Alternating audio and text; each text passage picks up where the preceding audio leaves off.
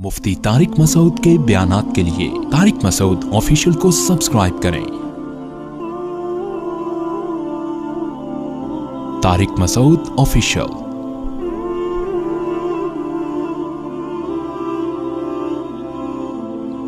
अल्लाह ने फरमाया कि इरजिल बसारा कर्रतैनी, तुम इस कायनात में गौर करो, बार बार गौर करो, तुम्हें इसमें कोई ऐब नजर नहीं आएगा। यनकलिब इलैकल बसरु खासिअन, तुम्हारी निगाहें जलील होकर वापस लौटेंगी, लेकिन तुम्हें इसमें कोई फॉल्ट नजर नहीं आएगा। हर चीज को अल्लाह ने जो बनाया है ना, जैसा होना चाहिए था वैसा ही बनाया है। देखो, शेर को अल्लाह ने गोश्त खोर बनाया, तो शेर में अल्लाह ने गरज रखी और धाड़ रखी, क्योंकि रोब के बगैर गोश्त मिले मुयस्सर, बोलो ना भाई, नहीं हो सकता। बकरी ने घास खानी है, जब वो घास खाएगी तो घास दिफा थोड़ी करती है, क्यों खा रहे हो भाई मुझे, करती है। तो बकरी को अल्लाह ने पंजे नहीं दिए, ना धाड़ने की सलाहियत दी है, क्योंकि उसने घास खानी है। शेर ने क्या खाना है, गोश्त। गोश्त उसको कोफ्ते बना के कोई सामने थोड़ी रखेगा, गोश्त के लिए उसको हिरन का शिकार करना है। तो अगर उसको बकरी जैसी बॉडी दे दी जाती तो वो सारी जिंदगी हिरन की लालच में बैठा रहता, और कोई हिरन उसको लिफ्ट कराने के लिए तैयार नहीं होता, ना कोई तरस खाता। अहसना कुल्ल शैइन खल्क़हु, अल्लाह फरमाते हैं जिस चीज को बनाया है ना, जैसा होना चाहिए था बिल्कुल वैसा बनाया है मैंने। ये इसकी अलामत है कि कोई बनाने वाला है, ये ऑटोमेटिकली खुद से नहीं बनी।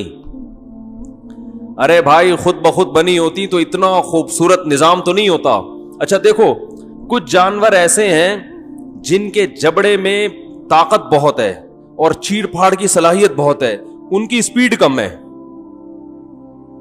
अब देखो, हिरन की और शेर की स्पीड एक जैसी होती तो शेर ने तो जंगल के हिरणों का सबका तिया पांचा बराबर कर देना था ना। चीता जो है ना, उसमें शेर के जबड़े जैसी ताकत नहीं है, लेकिन स्पीड शेर से ज्यादा। यानी एक फॉल्ट पैदा किया तो दूसरी कोई क्वालिटी पैदा कर दी। कछवे को आप देख लो, इंतहाई सुस्त तरीन जानवर, चलने से पहले 6 महीने तो सोचता है, मशवरा करता है कि यहां से वहां जाऊं कि नहीं जाऊं। फिर चलेगा तो थोड़ा सा भी स्पीड ब्रेकर आ गया ना कहीं, रुक जाएगा वहीं। 8-10 महीने उसके लिए कोई मसला नहीं है, पड़ा रहेगा वहीं, स्पीड ही नहीं बेचारे की। मैंने तंजानिया के एक जंगल में हम गए, एक जजीरे में, बाकायदा शिप में बैठ के, बहुत दूर जजीरा है वो, अक़वाम मुत्तहिदा के यूनाइटेड नेशन के कंट्रोल में है वो जजीरा, उसका नाम जहन से निकल गया इस वक्त। जब हम तंजानिया गए ना बयान के लिए, तो वहाँ वो लोग थोड़ा घुमाने फिराने ले गए हमें। ये जो मैं मुल्कों में सफ़र करता हूँ, घूमने के लिए नहीं करता, बयान के लिए करता हूँ। तो कभी कभार हम डॉक्यूमेंट्री बनाते, लोग कहते हैं इंजॉय कर रहे हैं, तो बयान के लिए जाता है आदमी, तो फिर इंजॉय करने में भी गवर्नमेंट की तरफ से कोई पाबंदी नहीं है कि आए हैं ऐसी तारीखी जगह देख ले।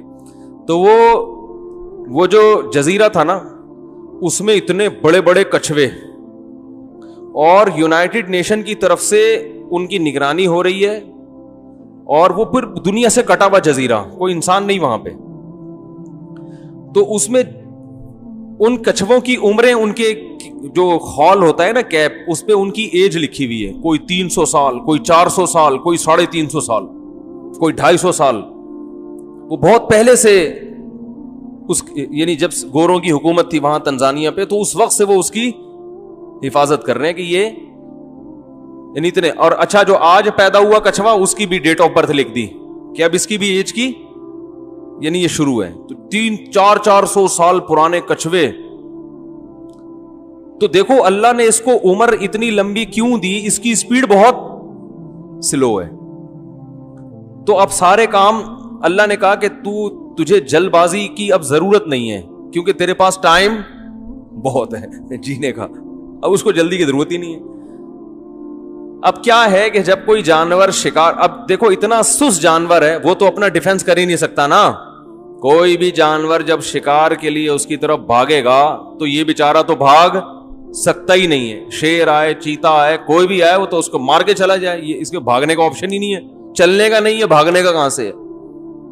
तो अल्लाह मियां ने क्या दिया, उसका इतना मजबूत खौल, بڑا خول بنا دیا. اللہ نے کہا جیسے کوئی جانور حملہ کرے گا نا تو خول کے نیچے اپنے آپ کو گردن سمیت چھپا لینا.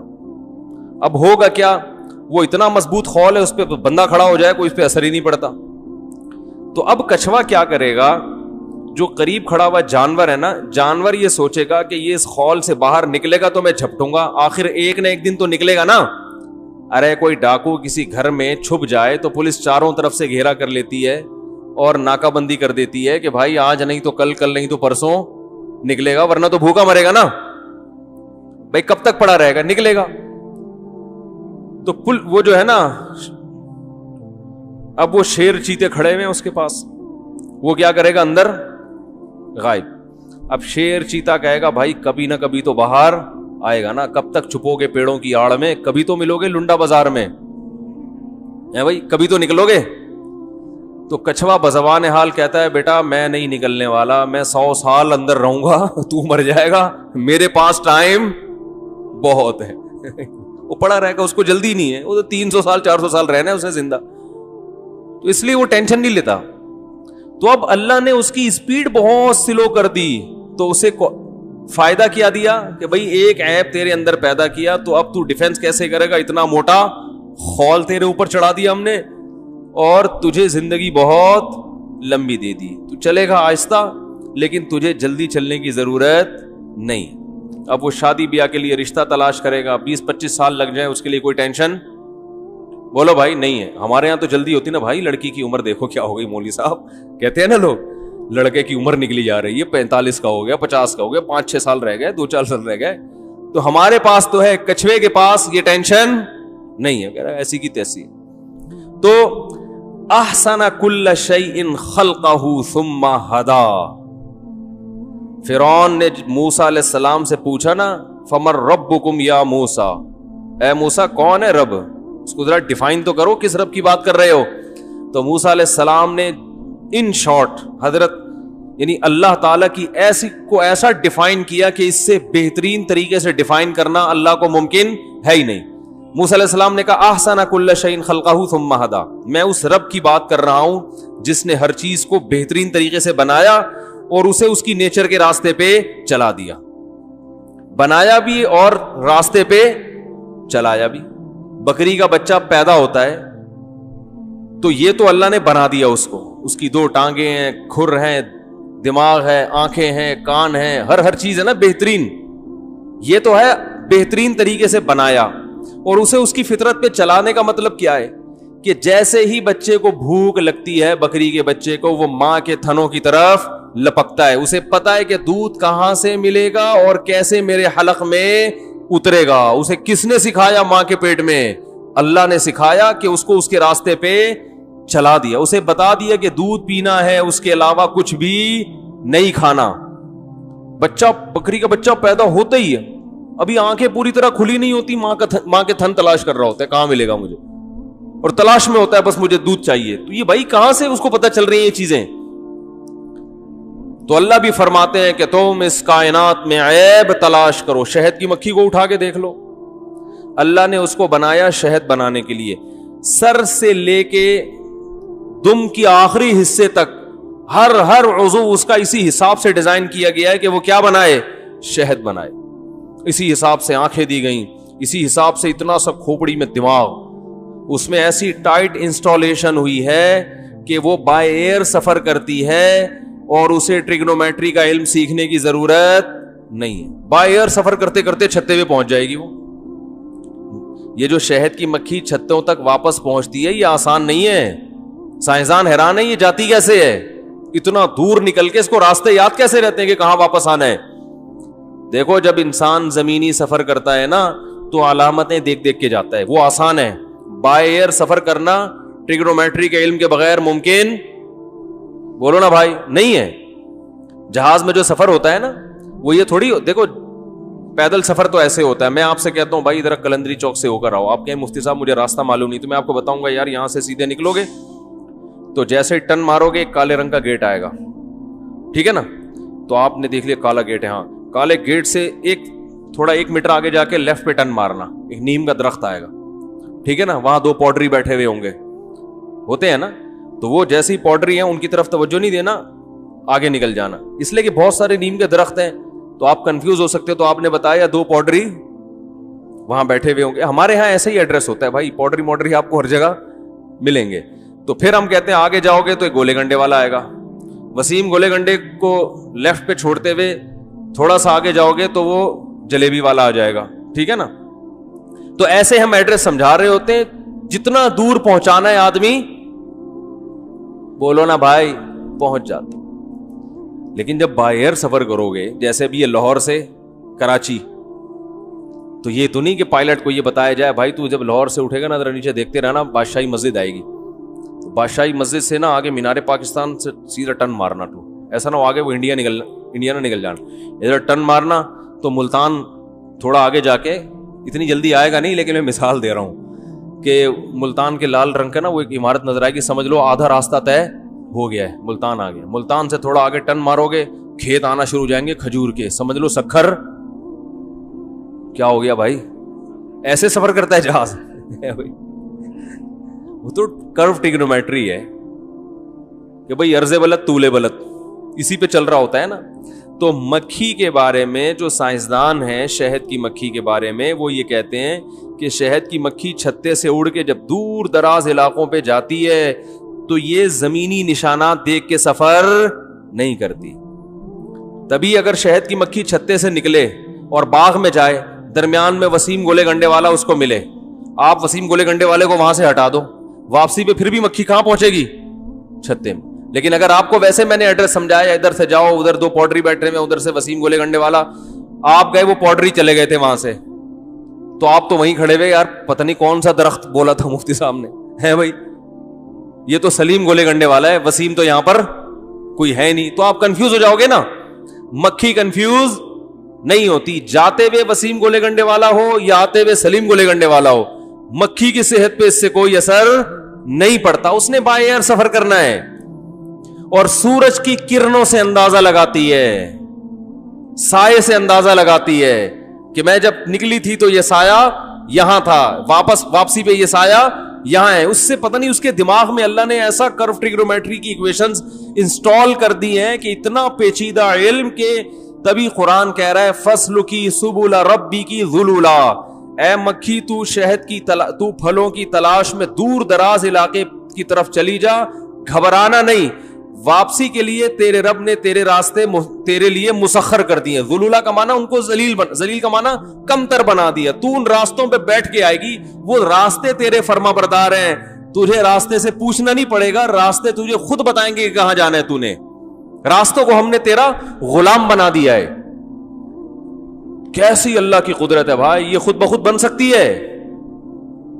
یہ اللہ فرما رہے ہیں کہ اس کائنات میں غور کرو, تمہیں کوئی عیب نظر نہیں آئے گا. اور فرجع البصر کرتین, بار بار نگاہ اٹھا کے دیکھو, ہل تری من فطور, کوئی فطور تمہیں نظر آیا اس میں؟ اور ینقلب الیک البصر خاسئا, فرمایا تمہاری نگاہیں ذلیل ہو کر آئیں گی, وہو حسیر, اور تھک چکی ہوں گی. یہ ذلیل کا لفظ اللہ کیوں استعمال کر رہے ہیں؟ یہ چیلنج ہے. جب کوئی مناظرے کا چیلنج کرتا ہے نا, تو بھائی آ کے دکھا, تو آ ذرا میرے سے بحث کر, تو یہ اس کو کہا جاتا ہے جو مان نہ رہا ہو. تو اللہ یہ وجہ بتا رہے ہیں کہ انسان میرے وجود کو نہیں مانتا, میری قدرت کو نہیں مانتا. اللہ کہتے ہیں آؤ میدان میں ذرا چیلنج ہے, نظر اٹھا کے ذرا اس کائنات میں غور کرو, عیب تلاش کرو. اللہ فرماتے ہیں تم تلاش کرتے کرتے بالآخر کیا ہو جاؤ گے؟ رسوا ہو جاؤ گے. یہ مناظرہ جو تم نے اللہ سے کیا تھا, یہ مناظرہ تم ہار جاؤ گے, بھری محفل میں رسوا ہو جاؤ گے. جو ایتھیسٹ ہے نا, اللہ کے وجود کا انکار کرنے والے, وہ ان بیسک چیزوں کا جواب دیتے ہی نہیں ہے, کیونکہ ان کو پتا ہے کہ جو بیسک اللہ کے وجود کے دلائل ہیں ان کا جواب دیا تو ہم کیا ہو جائیں گے؟ رسوا ہو جائیں گے, ذلیل ہو جائیں گے. میں نے ایک ایتھیسٹ سے پوچھا تھا نا کہ بتا بھائی, ایک کاغذ پہ کسی انسان کی تصویر بنی ہوئی ہو بے جان, 2 آنکھیں, 1 ناک, 1 کان, سر, ہونٹ اور ناک, یہ بے جان ہے نا تصویر بنی ہوئی ہو. اگر ڈارون نے یہ دعویٰ کیا ہوتا کہ یہ تصویر جو کاغذ پہ بنی ہوئی ہے بے جان, یہ اتفاق سے وجود میں آئی ہے, تو مان لیتے. کیا ہو گیا بھائی؟ مان لیتے. وہ کہتا کروڑوں سال میں رنگ کے ڈبے یوں یوں مل ملا کے پورا خوبصورت سا تصویر بن گئی. تو اس کا جواب کیا ہے؟ یہاں جتنے اللہ کے منکر ہیں نا، آج کل ملحد بہت پھیل رہے ہیں یوٹیوب پہ، وہ سب چپ ہو جائیں گے، کبھی نہیں کہیں گے کہ ہاں ایسا ہی ہے. وہ پھر فوراً آپ کو بایولوجی کی پیچیدہ باتوں کی طرف لے جائیں گے. ابے تو یہ بتا بھائی کہ یہ بن سکتی ہے؟ وہ کہے گا نہیں بن سکتی بھائی. کروڑوں اربوں سال میں بھی ایسا نہیں ہو سکتا کہ ایک خوبصورت سی بے جان تصویر خود بخود بن جائے. ہم تصویر سے آگے چلتے ہیں. جب تصویر نہیں بن سکتی تو بے جان پتلا بن سکتا ہے؟ ایک بت، بولو نا بھائی، ایک بت بن گیا خود بخود کروڑوں سال میں نا. وہ ایسے یوں ہوائیں چلی اور ایسے تراش خراش کے جیسے بامیان کے بڑے بڑے بت تھے نا، ایسا ایک بت مجسمہ بن کے سامنے آ گیا.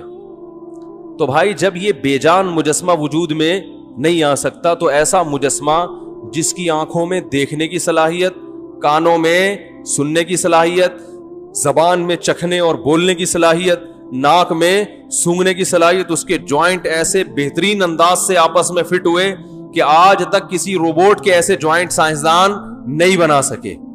آج تک مصنوعی جوائنٹ ایسے پیدا نہیں ہو سکے. جو اسٹیل کے گھٹنے ملتے ہیں نا، جو بولیں ملتی ہیں، وہ ایسی نہیں ہے جیسی اللہ نے ہماری باڈی میں لگائی ہیں.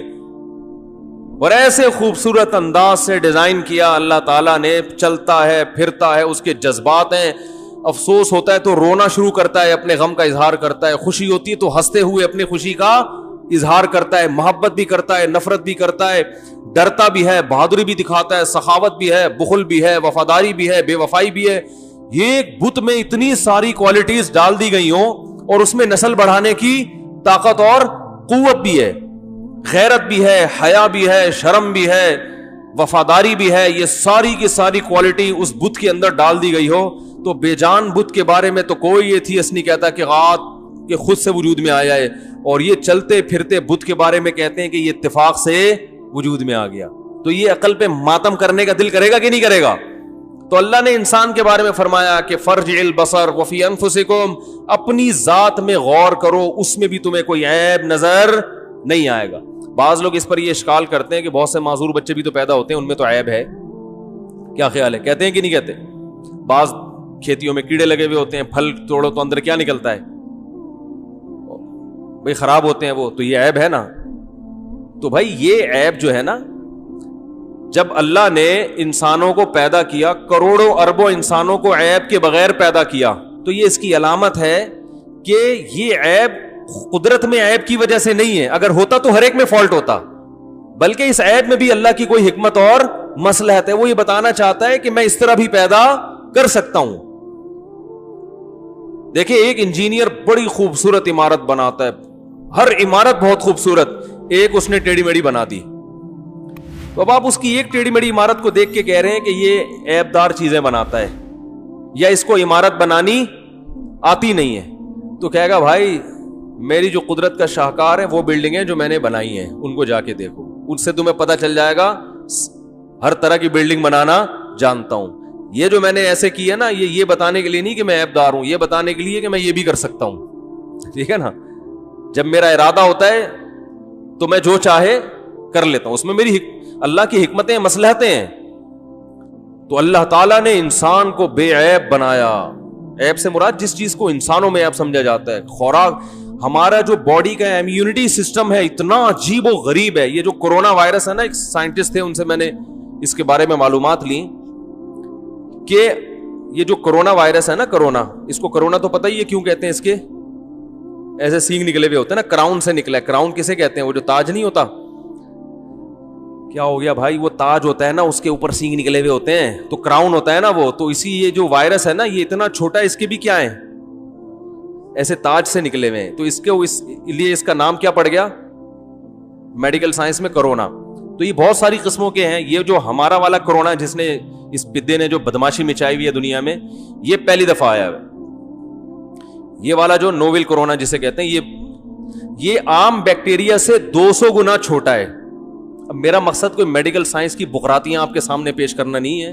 یہ آپ کے مفتی صاحب نے پتہ نہیں کیا ٹاپک شروع کر دیا. بس بتانے کہ اللہ کی قدرت دیکھو کہ جب کوئی بیماری حملہ کرتی ہے تو ہماری باڈی اس سے لڑتی کیسے ہے.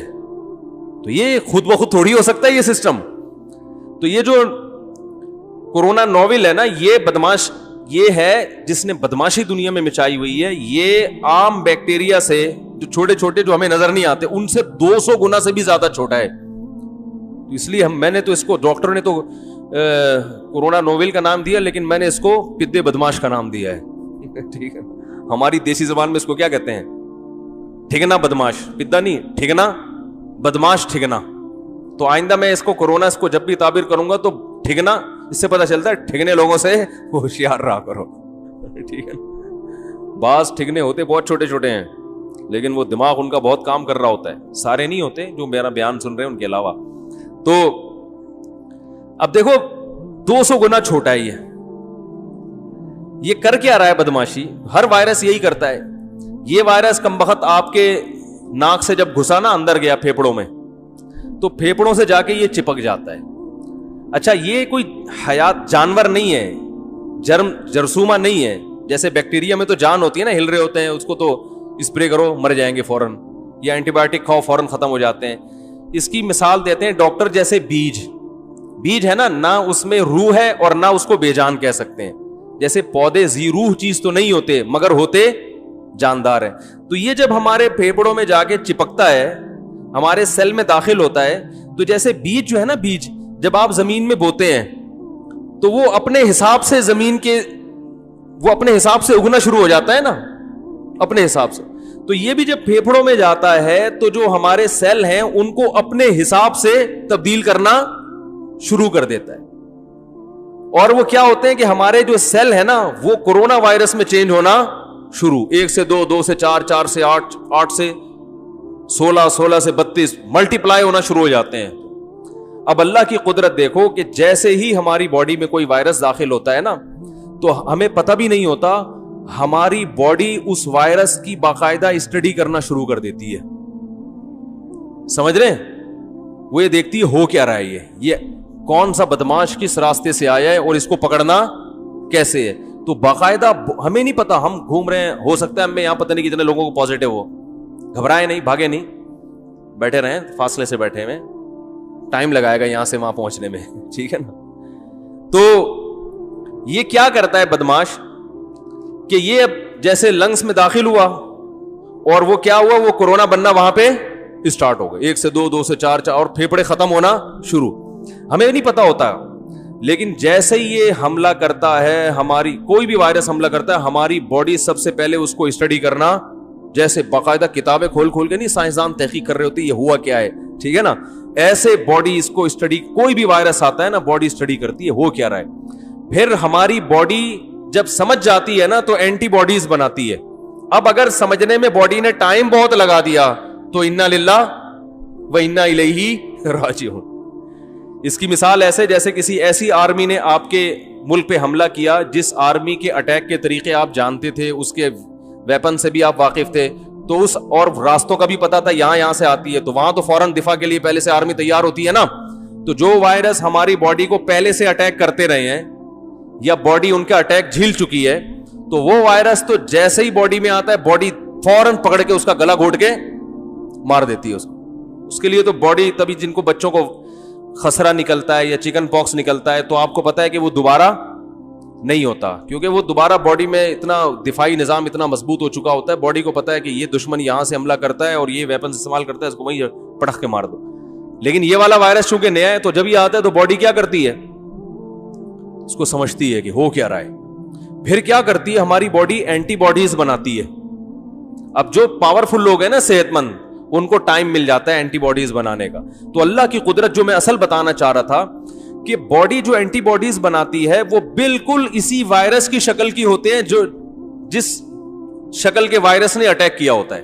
جیسے یہ وائرس ہے نا, اس کے سینگ ہے, تو ہماری باڈی اسی قسم کے سینگ بنائے گی, ایسے اینٹی باڈیز بنائے گی جو اس میں جا کے پھنس جائیں گے. یہ بالکل ایسے جیسے نٹ کی جو پہ جب ہم چوڑیاں چڑھاتے ہیں تو وہ چوڑیاں اسی نٹ کے حساب سے بناتے ہیں نا. اب آپ مجھے بتاؤ کسی نٹ پہ وہ کیا کہتے ہیں, وہ جو اسکرو ہے اس پہ جو نٹ چڑھانے کے لیے یہ خود بخود بن سکتا ہے؟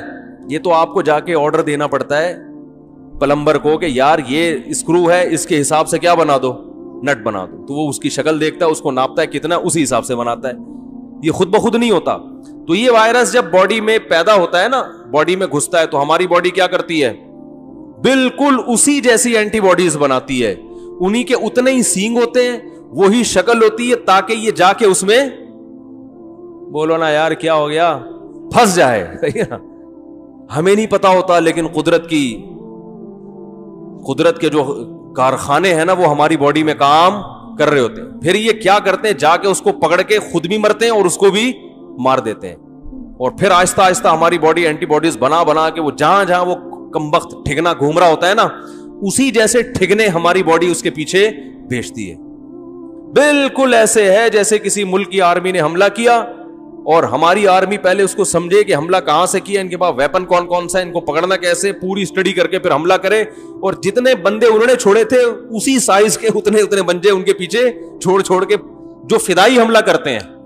کیونکہ اینٹی باڈیز جو ہے نا, جب یہ وائرس کو مارتی ہیں تو خود بھی کیا ہو جاتی ہیں, ختم. یہ بالکل فدائی حملہ ہے, وہ جا کے دھماکے ہو رہے ہیں, اور ہماری باڈی کو زندہ رکھنے کا قدرت کی طرف سے بولتے کیوں نہیں یار, انتظام ہو رہا ہے. پھر کیا ہوتا ہے کہ ہماری باڈی ایک وائرس کمبخت کو بھی نہیں چھوڑتی ہے, لیکن اس کے بعد باڈی اتنی مضبوط ہو جاتی ہے کہ دوبارہ کوئی ٹھگنا ہمیں بیمار نہیں کر سکتا. وہ اینٹی باڈیز باڈی میں ہمیشہ کے لیے رہ جاتی ہیں کہ اب تو آ کے دکھا. پہلی دفعہ تمہیں پتہ نہیں تھا, اسٹڈی میں ٹائم لگا تھا نا, اب تو آ کے دکھا. تبھی کہتے ہیں نا کورونا سے جس کو ایک دفعہ اٹیک ہو گیا دوبارہ اٹیک کا چانسز بہت کم ہوتے ہیں. تو یہ تو میں نے ایک چیز بتائی ہے, ہر بیماری کے ساتھ یہی ہو رہا ہے, اور 24 گھنٹے ہو رہا ہے.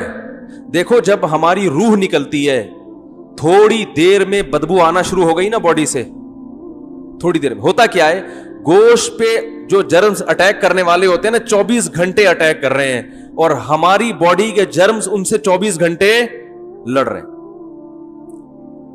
ایسی جنگ ہو رہی ہے نا ہماری باڈی میں 24 گھنٹے, ادھر سے جرمز اٹیک کر رہے ہیں, ادھر سے ہماری باڈی کے جرمز اٹیک کر رہے ہیں.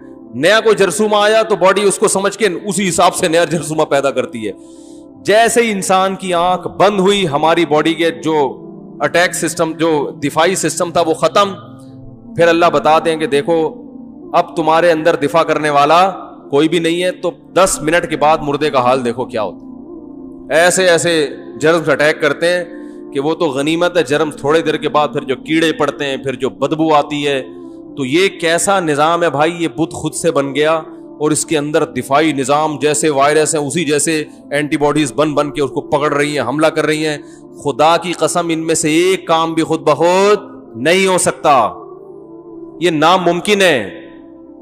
تو اللہ فرماتے ہیں وفی انفسکم, اپنے آپ کے اپنے اندر غور کر. میڈیکل سائنس میں تو ڈاکٹروں کو تو اللہ پہ زیادہ ایمان لانا چاہیے, وہ تو زیادہ اللہ کو پڑھتے ہیں.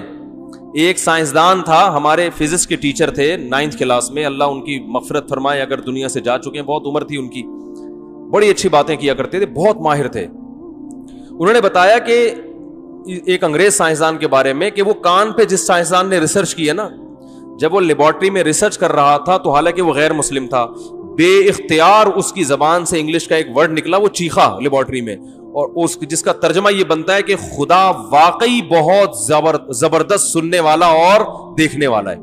اس نے کہا خدا نے ایسا کان بنا دیا, سننے کا جو سسٹم ہے ہمارا بے انتہا پیچیدہ ہے, ریز آ کے ٹکرا رہی ہیں, ٹھیک ہے نا, اور ہمارا کان ہر ریز میں فرق کر رہا ہے کیونکہ فریکوینسی الگ الگ ہوتی ہے نا.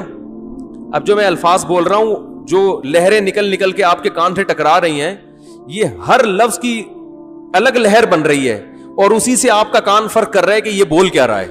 تو لہروں کا کھیل ہے, ریز کا کھیل ہے. تو وہ چیخ اٹھا, اس نے کہا کہ جس نے یہ کان بنایا ہے وہ یقیناً بہت سننے والا اور دیکھنے والا ہے. ایسی سننے کا آلہ اس نے لگا دیا, خود کتنا سنتا ہوگا وہ.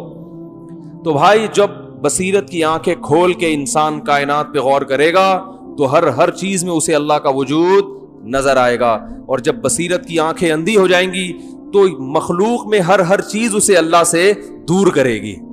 تبھی جو دنیا میں زیادہ غور کرتے ہیں یا تو اللہ کے بہت قریب ہو جاتے ہیں یا مادہ پرست بن جاتے ہیں. ایک بات سنا کے اپنی بیان کو ختم کرتا ہوں. یہ واقعہ میں نے پہلے بھی 2-3 دفعہ بیان کیا. ہمارے ابھی جاننے والے ٹیچر ہیں وہ, تو وہ مجھے بتا رہے تھے کہ یونیورسٹیوں میں نا آج کل ایتھیزم بہت زیادہ پھیل رہا ہے, الحاد بہت پھیل رہا ہے. تو کہہ رہے ہیں کہ ہمارے ایک پروفیسر ہیں جو ملحد ہیں, میرے ساتھ گاڑی میں سفر کر رہے تھے اور کھلے عام اللہ کا انکار کرتے ہیں وہ. تو کہنے لگے کہ مجھے بتاؤ کہ گاڑی کے ایکسیلریٹر پہ اگر ہم پاؤں رکھتے ہیں تو گاڑی چلتی ہے, ایکسیلریٹر پہ پاؤں رکھتے ہیں تو چلتی ہے, بریک پہ پاؤں لگتے ہیں تو رکتی ہے. تو خدا تو کچھ نہیں کر رہا, معاذ اللہ. خدا کہاں ہے؟ ہر کام کسی لاجک سے ہو رہا ہے, اللہ معاذ اللہ نہیں ہے. کہتے ہیں اللہ کرے گا, اللہ سے ہوتا ہے, اللہ سے غیر سے نہیں ہوتا. کہاں اللہ کر رہا ہے؟ گاڑی پہ یوں چلاؤ تو چلے گی, روکو تو بھائی اللہ تو جب ہے کہ جب روک رہے ہو, لیکن اللہ چلا رہے ہیں اس کو, جب چلا رہے ہیں تو اللہ کیا کر رہا ہے؟ روک رہا ہے. تو ایسا کچھ بھی نہیں ہے, ہر کام سبب سے ہوتا ہے. میں نے کہا بھائی ان پروفیسر کی جو بصیرت کی آنکھیں ہیں وہ کیا ہو گئی ہیں؟ اندھی. یہ جو گاڑی کی انہوں نے مثال دی نا, یہی خدا کے وجود کی بہترین مثال ہے کہ گاڑی جب تک ایکسیلریٹر پہ پاؤں نہیں رکھتے چلتی نہیں ہے. تو گاڑی ایک حرکت سے, ایک کنڈیشن سے دوسری کنڈیشن میں تبدیل نہیں ہو سکتی جب تک کہ چینجر نہ ہو, اس کو چینج کرنے والا نہ ہو. تو گاڑی خود سے بن کیسے سکتی ہے جب تک کہ بنانے والا نہ ہو, ہے بھائی؟ اور جب گاڑی کو کسی نے بنایا تو وہ خود کیسے بن سکتا ہے جب تک کہ اسے کوئی بنانے والا نہ ہو؟ پتہ ہے چلا, یہاں ہر چیز کی ایک لاجک ہے, خود بخود کچھ نہیں ہوتا. تو سوال پیدا ہوتا ہے پہلی دفعہ کیسے ہو گیا؟ تو اس کی بھی لاجک ہے. وہ لاجک یہی ہے کہ ایک ذات ایسی ہے جو کسی کچھ کام کرنے میں کسی لاجک کی محتاج نہیں ہے. اگر آپ اس ذات کو نہیں مانتے تو یہ لاجیکل بات کر رہے ہو آپ. بہت مشکل ہے بھائی, بہت مشکل ہو گیا سمجھانا. تو یہ خود سارا دن اللاجیکل باتیں کر رہے ہوتے ہیں اور ہمیں کہتے ہیں ہم ہر چیز کی لاجک تلاش کرتے ہیں. وہ کیسی لاجک تلاش کر رہا ہے بھائی تو؟ صحیح ہے نا, یہ کیسی لاجک ہے کہ جو گاڑی جب تک چلاؤ نہیں تو چلتی نہیں ہے, وہ بن کیسے گئی؟ وہ پوری کائنات کیسے بن گئی؟ اور بنانے والا کیسے بن گیا جس نے اس گاڑی کو بنایا؟ پھر یہ ایک اعتراض کرتے ہیں کہ پھر جس نے بنایا ہے اللہ, وہ خود کیسے بن گیا؟ بھائی اس کو تو ہم جانتے ہی نہیں ہیں, وہ مادہ تھوڑی ہے, وہ کریٹڈ تھوڑی ہے, وہ تو کریٹر ہے. ہم بات کر رہے ہیں کریٹڈ کی, جو چیزیں بنی ہیں وہ خود سے نہیں بن سکتی. بنانے والے کے بارے میں تو ہم بحث ہی نہیں کر رہے. آپ ان چیزوں کو تو ہمیشہ سے مان رہے ہو, یہ بے عقلی کی بات تو آپ تسلیم کرتے ہو. جو بنانے والا ہے اس کو ہمیشہ سے ماننے کے لیے تیار نہیں ہو, حالانکہ وہ تو عقل سے بالا تر ہے. تو یہ سارے بیوقوف لوگ ہیں جو ہماری یونیورسٹیوں میں آج پروفیسر بنے ہوئے, سائنسدان بنے ہوئے. تو ان کو تو اللہ نے جہنم کی آگ ان کے لیے رکھی ہے تیار. اللہ تعالیٰ تھوڑی چھوڑے گا. اللہ کہے گا میں نے بنایا کمبختوں, میں نے کھلایا. اور کائنات کی ایک ایک چیز میں اٹھا کے غور کرتے تمہیں پتا چلتا ہے کہ احسن کل شیء خلقہ ثم ہدی, جس چیز کو جیسا بنانا تھا ویسا. آپ کو پتا ہے سمندر کی تہ میں اتنا وزن ہوتا ہے کہ اگر انسان, بعض سمندر جو بہت گہرے ہیں نا, ان میں انسان زندہ نہیں رہ سکتا, چٹخ کے مر جائے گا, وہ اتنا دباؤ ہے. وہاں بھی مچھلیاں ہیں, لیکن اللہ نے ان کو وہاں کے حساب سے ڈیزائن کی. وہ پتہ نہیں کیا ان میں آلات لگے ہوئے ہیں, کیا چیز ہے کہ وہ وزن, وہ شدید اندھیرے میں رہتی ہیں. سمندر کی جو بہت گہرے سمندر ہیں ان کی تہ میں تو گھپ, لیکن وہاں ان کو نظر آتا ہے, وہاں وہ سفر کرتی ہیں. تو ہر چیز اللہ فرماتے ہیں کہ بِكُلِّ خَلْقٍ عَلِيمٍ, ہر طرح سے پیدا کرنا جانتا ہوں میں. ہر پرندے کو الگ ڈیزائن کی چونچ دی گئی ہے. اگر آپ طوطے کی چونچ کبوتر پہ لگا دیں اور کبوتر والی طوطے پہ, سارا سسٹم کبوتروں اور طوطوں کا کیا ہو جائے گا؟ خراب. طوطے کی جو خوراک رکھی گئی ہے اسی حساب سے اس کی چونچ کو موڑا گیا ہے. باقاعدہ پلک پانا لے کے فرشتے جب بنا رہے ہوتے ہیں نا طوطا, وہ ان کو اللہ کو پتا ہے اس کا پیٹ کس قسم کا ہے. ہمیں جو خوراک اللہ نے رکھی ہے ہمارے دانت اسی حساب سے. شیر کی جو خوراک رکھی ہے اس کے دانت, اس کو تو ہڈیاں توڑنی ہے, ٹھیک ہے نا. ہر ایک چیز میں بھی عیب نہیں ہے. انگلیوں میں ناخن لگا دیے, یہ نہ لگے ہوتے تو ٹینشن ہوتی کہ نہیں ہوتی؟ بولو نا بھائی کیا ہو گیا؟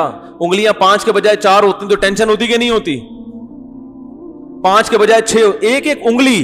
او بھائی یہ کون کیلکولیشن کر رہا تھا کہ کتنی انگلیاں ملنی چاہیے؟ پھر 4 انگلیاں اور 1 انگوٹھا, 5 انگلیاں کیوں نہیں کر دی؟ انگوٹھا نہ ہوتا. بہت مشکل. آج آخری بیان ہے, سمجھ جاؤ یار. دیکھو اگر انگوٹھا نہ ہوتا, یہاں بھی انگلی ہوتی, ٹینشن میں آتے کہ نہیں آتے؟ 4 انگلیاں وہ کام نہیں کرتی جو 1 انگوٹھا کرتا ہے. ٹھینگا بھی جب کسی کو دکھانا ہو تو ایسے دکھا لیتا ہے یار. تو یہ انگوٹھا نہ ہو اور یہاں صرف یہ ان انگلیوں کی طرح ایک انگلی ہو, آپ کا ہاتھ آدھا ضائع ہو جائے گا, آدھا ضائع. ہر چیز سے پکڑتا ہے انسان انگوٹھے سے. کوئی چیز پریس کرنی ہوتی ہے اس کا سہارا لے لیتا ہے. ناخنوں کی حکمت, آنکھوں میں جو پلکیں لگائی ہیں ان کی حکمت, یہ پلکیں حسن و جمال کا کام بھی کر رہی ہیں اور روشنی کو آنکھوں میں آنے سے روک بھی رہے. تبھی جن کی پلکیں سفید ہو جائیں ان کی آنکھیں چندیاتی رہتی ہیں ہر وقت, وہ آنکھیں بھر کے دیکھ نہیں سکتے. روشنی میں جو ہے نا یہ کالا کلر کیا کرتا ہے پلکوں کا, یہ روشنی کو جذب کر لیتا ہے, تبھی ہم اپنی آنکھوں کو کھول کے دیکھتے ہیں. تو یہ آئی بروز ہو گئی, ان سے خوبصورتی بھی ہے. ایک ایک چیز سے قدرت کئی کئی کام لے رہی ہے, کئی کئی کام. تو ایسا زبردست نظام بنایا, ایسا خوبصورت نظام بنایا. اچھا یہ دو آنکھیں دیکھو, یہ آنکھیں ان کی جو پتلیاں ہیں, آپ کو پتا ہے کہ سیکیورٹی کا آج کل ایک سسٹم یہ بھی ہے کہ آنکھوں کی تصویر لی جاتی ہے اور وہ آپ جہاں بھی دنیا میں جائیں گے آنکھوں سے آپ کیا ہو جائیں گے, ٹریس, کیونکہ دونوں پتلیوں کے درمیان فاصلہ الگ الگ ہوتا ہے نا ہر ایک کا, وہ فاصلہ کبھی چینج نہیں ہوتا. اب آپ مجھے بتاؤ دو کیمرے, یہ ہمارے فہد بھائی جب کیمرہ یہاں آ کے فٹ کرتے ہیں بیان کے لیے کتنی دیر لگاتے ہیں نا بھائی. یہ دھندلے آ رہے ہیں مفتی صاحب تو تھوڑا دھندلا پن, وہ گلاسز ایڈجسٹ کرنے ہوتے ہیں نا بھائی کیمرہ مین کو, بھائی مفتی صاحب دھندلے آ رہے ہیں, ایک دم کمنٹس آنا چاہیے یار دھندلے آ رہے ہیں, تو پھر یہ تھوڑا سا دور کریں گے, قریب کریں گے, گلاسز کو کیا کریں گے, ایڈجسٹ کریں گے. بھائی دھندلے تو نہیں آ رہے لیکن اب دور بہت ہو گئے, تھوڑا قریب لے کر آؤ, تھوڑا قریب لے آئے. بھائی کیا کہاں, کیا منہ میں گھس رہے ہو کیا وہی تھوڑا دور کرو, ہوتا ہے نا. تو یہ گلاسز کی ایڈجسٹمنٹ ہوتی ہے, یہ بندہ کرتا ہے کھڑے ہو کر, گھنٹے لگا دیتا ہے جس سے صحیح طرح سے ویڈیو بنتی ہے. ماں کے پیٹ میں اللہ نے جو دو کیمرے لگا دیے نا بچے میں, یہ دو کیمرے ایک نہیں ہے, دو کیمروں کو ایڈجسٹ کرنا ایک کی نسبت بہت مشکل ہے, کیونکہ اس میں ذرہ برابر بھی یعنی ملی میٹر کا 10واں حصہ بھی اگر اس میں فرق آ گیا نا تو ایک کے دو نظر آنا شروع ہو جائیں گے. جن کی آنکھوں میں اعورار ہوتا ہے, بہنگا پن ہوتا ہے, ان کی یہ ایڈجسٹمنٹ تھوڑی سی کیا ہو جاتی ہے, خراب. کسی کو ایک کے دو نظر آ رہے ہیں, تھوڑی سی اور خراب ہو گئی تو دو کے 4 نظر آ رہے ہیں, 4 کے 8 نظر آ رہے ہیں, پتہ ہی نہیں چلتا یہاں دیکھ رہا ہے وہاں دیکھ رہا ہے. یہ تھوڑی سی سیٹنگ کیا ہوتی ہے, اللہ نے اس پانی میں جس پانی سے انسان کو بنایا, ماں جب روٹی کھاتی ہے تو اس سے بچے کی آنکھیں بن رہی ہیں, اور اسی پانی میں آنکھیں بن کے ایسے بہترین طریقے سے ایڈجسٹ ہو رہی ہیں.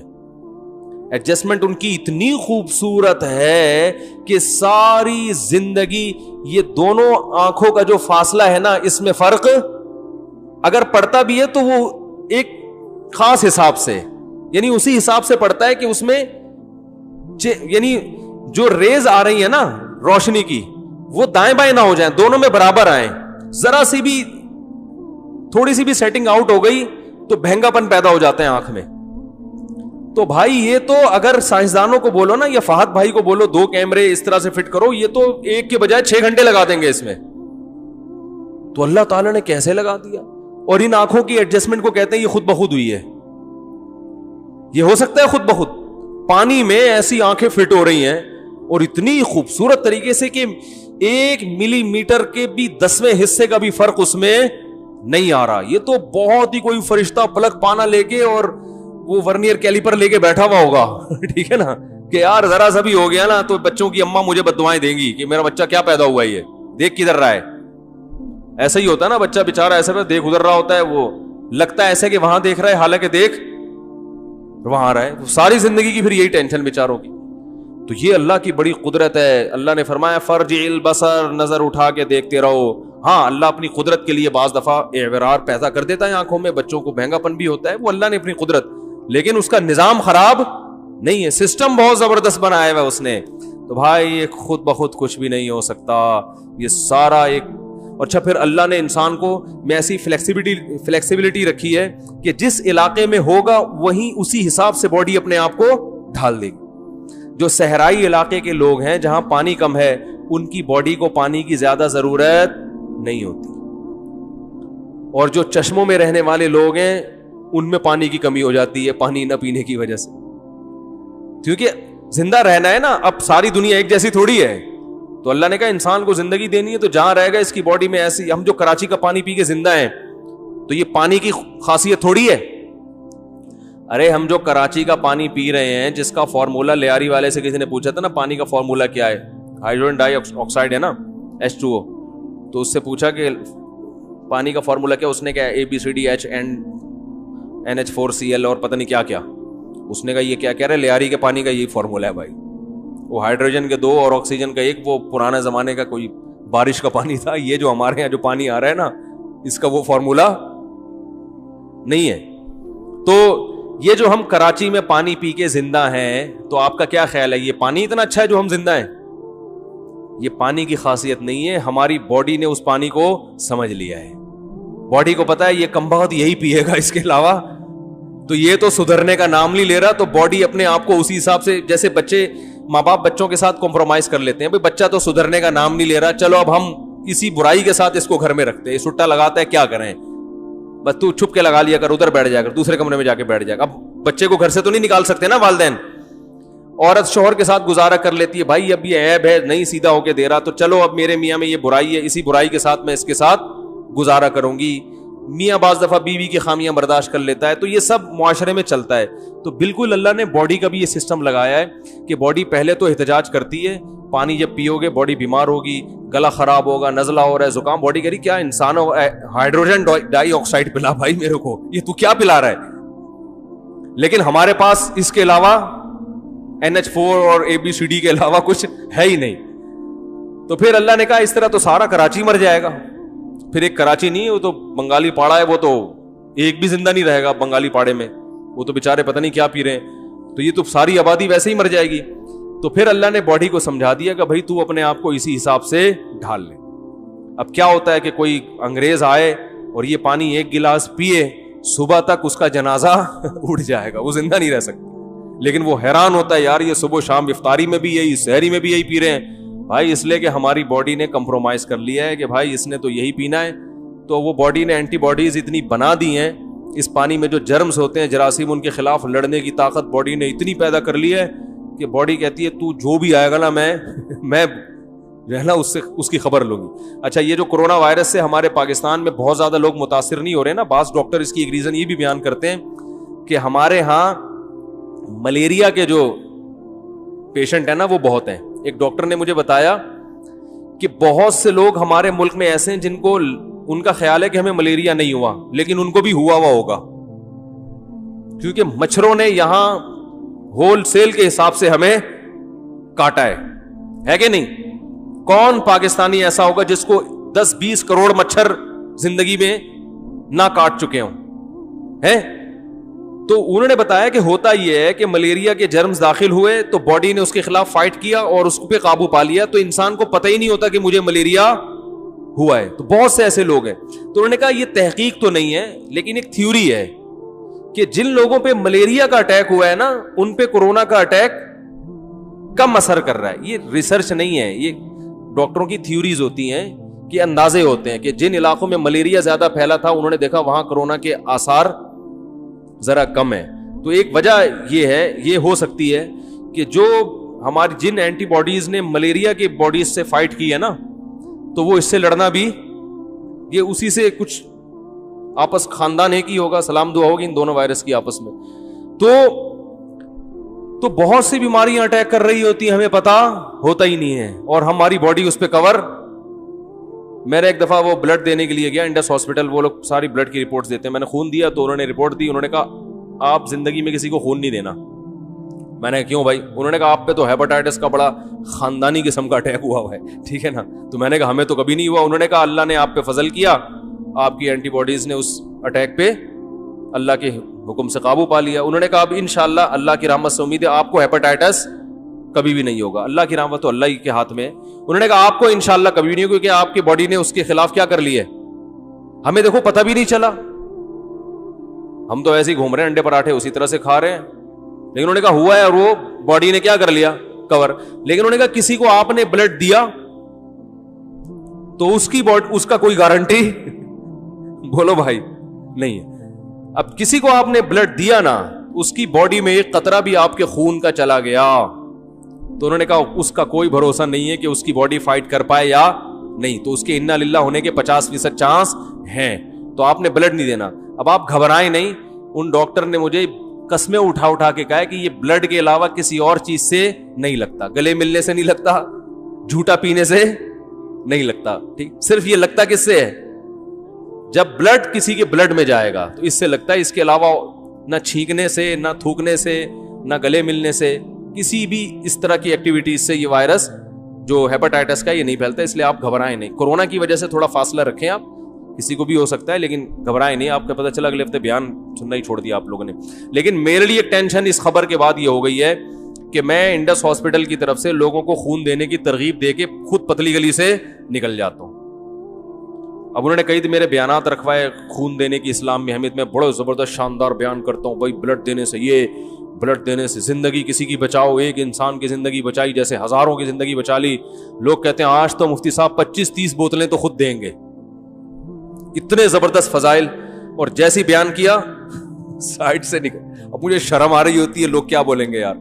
پہلی دفعہ جب میں نے خون دیا نا، پہلی سے مراد یہ کہ جب یہ بیان کر کے پہلی دفعہ تو میں نے لوگوں کو ترغیب دی، پھر میں نے اپنا بلڈ بھی دیا. تو میں نے جو بلڈ دے دیا تو اس کے بعد انہوں نے جب وہ سب کا ٹیسٹ کرتے انہوں نے کہا بھائی آپ بلڈ نہیں دیجیے گا آئندہ، آپ کو نہیں ہوگا لیکن کسی اور کو ہو سکتا ہے.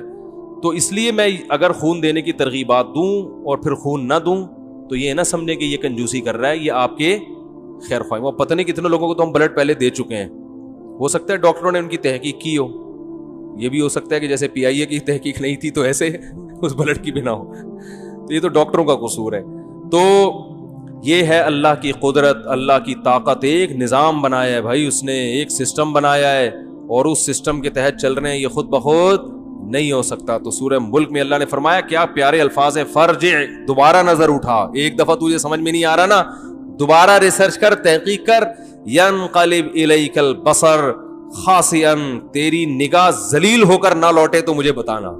وہو حسیر، اور تھک چکی ہوگی. تھک کا مطلب تو اتنا سروے کرے گا کوئی ایک چیز تو ملے جس میں فالٹ ہو، جس کے سسٹم میں فالٹ ہو، جس کے نظام میں خرابی ہو. اللہ فرماتے ہیں تھک ہار کے بیٹھ جائے گا. بعض دفعہ تجھے لگے گا فالٹ ہے، لیکن جب جو زیادہ تحقیق میں جائے گا نا تو پتہ چلے گا اس میں بھی فالٹ بولو بھائی نہیں ہے.